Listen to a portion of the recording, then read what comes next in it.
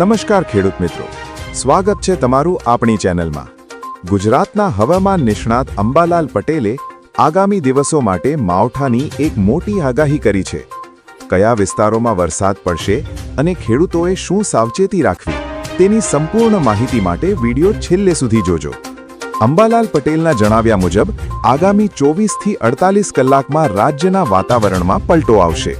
પશ્ચિમી વિક્ષેપ એટલે કે વેસ્ટર્ન ડિસ્ટર્બન્સ સક્રિય થવાને કારણે સૌરાષ્ટ્ર, ઉત્તર ગુજરાત અને કચ્છના ભાગોમાં વાદળછાયું વાતાવરણ રહેશે। કેટલાક વિસ્તારોમાં ગાજવીજ અને તેજ પવન સાથે માવઠું પડવાની પૂરી શક્યતા છે। આ કવખતનો વરસાદ અત્યારે ખેતરમાં ઉભેલા રવિ પાક માટે આફત બની શકે છે। ખાસ કરીને જીરું, વરિયાળી, ધાણા અને ચણાના પાકમાં કાળીઓ કે ચરમી જેવો રોગ આવવાની ભીતિ છે। જો તૈયાર થયેલો પાક ખેતરમાં ખુલ્લો પડ્યો હશે તો તેની ગુણવત્તા બગડી શકે છે અને ખેડૂતોને મોટું આર્થિક નુકસાન થઈ શકે છે।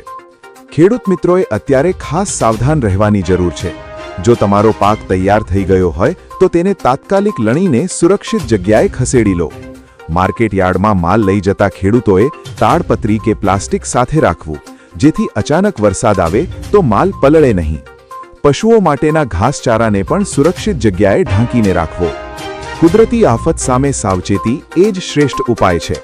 અંબાલાલ પટેલની આ આગાહીને ધ્યાને રાખીને અત્યારથી જ તૈયારી કરી લેજો। હવામાનના આવા જ અપડેટ સૌથી પહેલા મેળવવા માટે આપણી ચેનલને અત્યારે જ સબસ્ક્રાઇબ કરો અને આ માહિતી બીજા ખેડૂત મિત્રો સુધી પહોંચાડો। આભાર। જય જવાન, જય કિસાન।